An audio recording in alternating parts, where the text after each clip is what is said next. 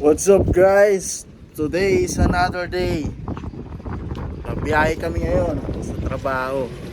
Di naman mainit. Gato lang naman yun. Gato lang naman. Tirik na tirik lang. Nakakapasok.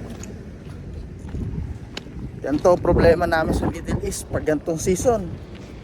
Sobrang init. Nakakapasok.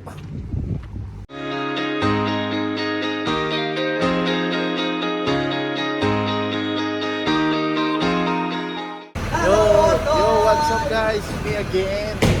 Pagkatapos na mainit na biyahe, nandito na naman kami sa Buseta pa namin, sa Pullman. Okay.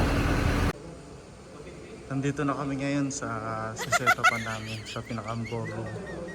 Naiakit na rin namin yung mga box na speaker sa mixer.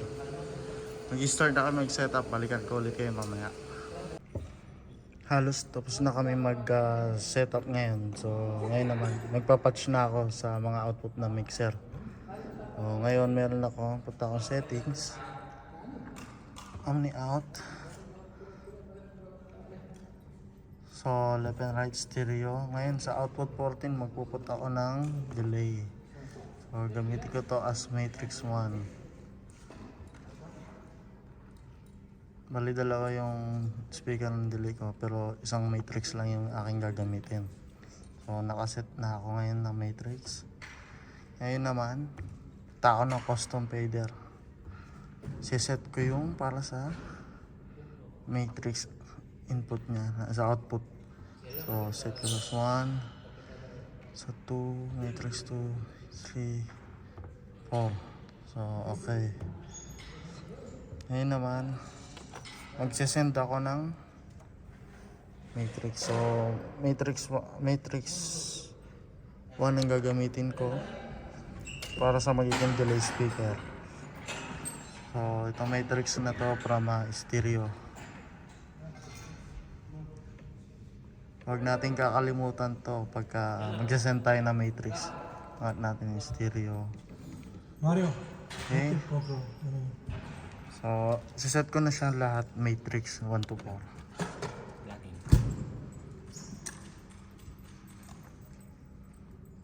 Okay. Ada. Ayo. Okay. Baras. Kalas. Ngayon, okay na yung aking patching. Pwede na ako mag-test. Para naman sa microphone na gagamitin ko ngayon, ito yung unit na gagamitin ko. Shure ULX-D4. Meron ako dito ang dalawang handheld at dalawang clip microphone. Ito yung gagamitin ko para sa event. Meron din nga pala ako dalawang delegate mics. Meron din ako isang podium para sa presento. Sa speaker naman, ang gamit namin ngayon ay para sa house. Meron akong K-Array Python, dalawang column. Saka meron din akong JBL PRX 800 series para sa delay.